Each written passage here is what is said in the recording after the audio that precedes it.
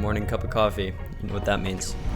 Showtime. So today, we're going to be talking about one of the introductory components to color grading, which is LUTs. So what exactly is a LUT, you may ask? LUT is short for lookup table. Without diving too much into the technical details, these lookup tables are essentially just an array of numbers that transform color input values from your camera into desired output values, or in other words, a specific look. You can think of LUTs a lot like different photo filters except for video. They're a great way of quickly achieving a desired look and saving time during the color grading process. But just like you shouldn't edit your photos with Instagram filters, you shouldn't solely rely on LUTs to color grade your video footage. If your footage isn't properly exposed or has bad color temperature to begin with, a LUT's not gonna work like it's supposed to. I primarily use LUTs for 3 different reasons when I'm color grading. Let's dive into those.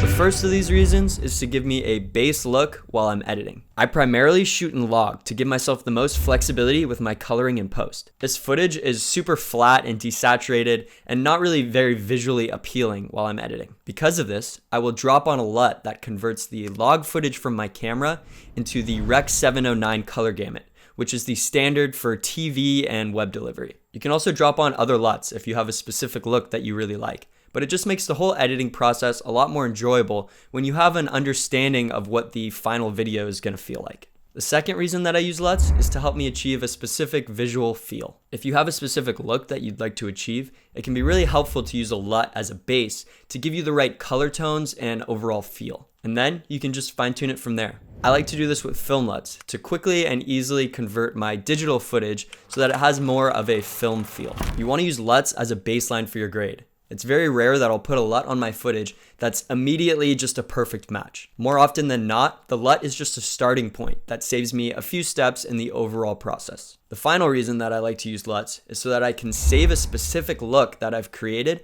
so that I can go back and easily recreate it later on. If I've spent a lot of time going in and creating a really detailed look that I love and know I'm going to want to use again on future projects, this just saves me the time of having to recreate it. This just makes it super easy for me to save it and then reuse it in later projects and just adjust it so that it matches that footage. It's super easy to do this once you've created a look. If you're editing in Premiere Pro, all that you need to do is go to the 3 lines in the Lumetri color panel, click on that, and then go down to where it says export.cube. I do most of my color correction and grading within Davinci Resolve. So if you want to export a LUT there, all you need to do is go over to the color tab, right click on your footage, and go down to where it says generate LUT. From there, you can just save them onto your computer and keep them all in one folder so that they're easily accessible.